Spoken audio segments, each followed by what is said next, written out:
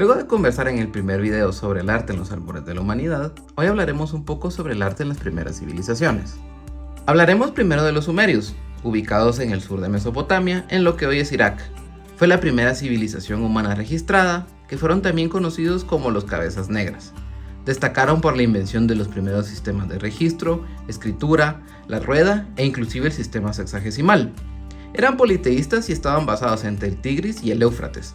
Se basaron en la economía y para registrar cosechas e impuestos crearon la primera escritura registrada, creando así la escritura protocuneiforme, basada en caracteres, es decir, pictogramas que se utilizaban para transmitir ideas complejas, evolucionando de logogramas a fonogramas, caracteres que representaban sílabas, permitiendo compartir ahora ideas abstractas. La palabra cuneiforme viene de la palabra cuña, cunios, grabados hechos con un estilete de caña en tablillas de arcilla blanda. Vean este mensaje. ¿Lo entendieron? Además de crear la escritura, su arquitectura se basó en el uso intensivo de ladrillos de adobe. Su estilo priorizaba la religión y el poder, mientras la pintura, principalmente decorativa, tenía un estilo predominante. Colores como el azul, rojo y blanco, temples sobre muros o algunos mosaicos con teselas de vidrio, piedra o conchas, y figuras humanas que tenían un perfil de pájaro, nariz marcada y curvada, con ojos muy grandes y formas con algunos ángulos, jerarquías de tamaño según su importancia y usualmente representadas de perfil. En cuanto a escultura, las obras eran principalmente votivas, representando a figuras orantes de pies o sentadas, con las manos entrelazadas, barbas muy marcadas, notando espiritualidad y oración constante.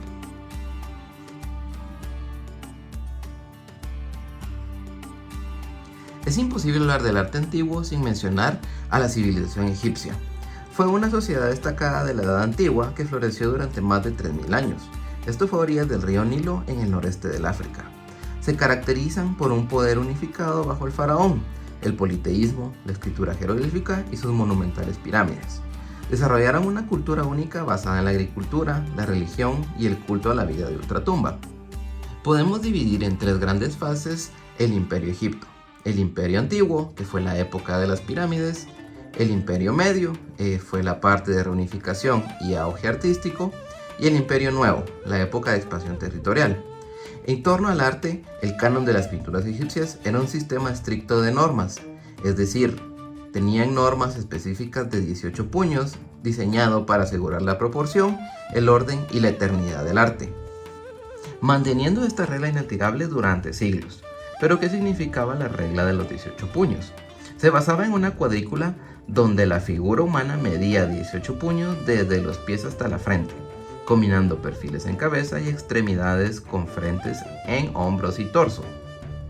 Esta característica no era casualidad ni una limitación, sino una sofisticada técnica de simbolismo religioso y cultural, llamada aspectiva, lo que consistía en representar cada parte del cuerpo desde el ángulo que mejor mostrara sus características esenciales. La arquitectura se caracterizó por su monumentalidad, el uso de piedra, la sillería, en un enfoque religioso funerario orientado a la eternidad. Destacan pirámides como tumbas reales, mastabas, hipogios y templos con elementos con columnas, pilonos y relieves jeroglíficos.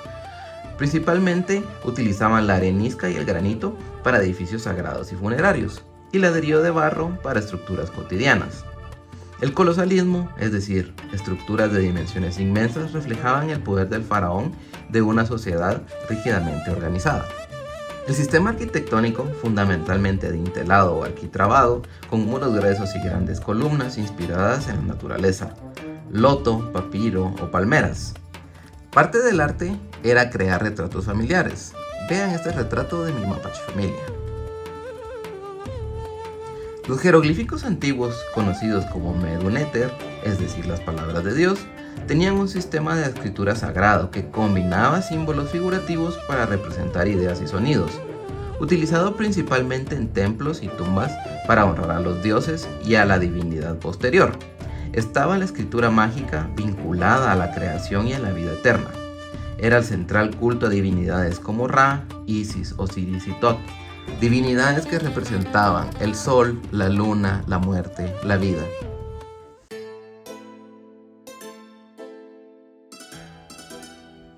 Ahora hablaremos del arte prehelénico, la antesala al arte clásico, que incluye las culturas de las Cícladas, Crétada y Micenas. Estas civilizaciones sentaron las bases del arte griego antes de la época clásica. Fueron caracterizados por la pintura al fresco, una técnica que consiste en pintar sobre paredes con yeso húmedo, lo que permite que estos colores duren mucho tiempo. En la civilización cretense, los frescos eran muy coloridos y representaban escenas de la vida cotidiana, la naturaleza y actividades como el salto del toro. La escultura cretense era pequeña y decorativa, destacando figuras humanas, animales y especialmente figuras femeninas relacionadas con la fertilidad.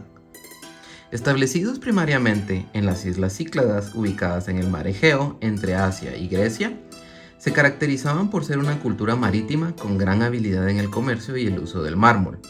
La escultura cicládica destaca por su uso simple y elegante. Las figuras femeninas son más comunes, con brazos cruzados y formas geométricas. Las figuras masculinas destacan por ser menos frecuentes y representar músicos o guerreros con mucho más movimiento. También hablaremos sobre la civilización minoica. Se desarrolló en la isla de Creta. Fue una civilización avanzada y pacífica con un gran desarrollo artístico. Utilizaban dos tipos de escritura, lineal A y lineal B, que primariamente fueron dedicados al comercio, intercambiando aceite y vino, cerámica también, fácilmente adaptable al mundo actual. Vean mi bol de cereal. Y por último, Micenas, ubicada en Grecia continental.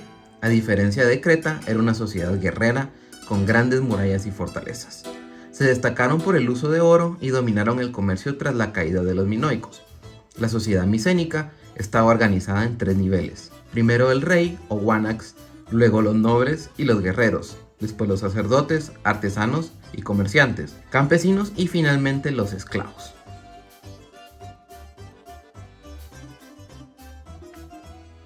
Todo este camino nos trae al arte clásico, el arte de la antigua Grecia, basado en equilibrio, belleza y proporción.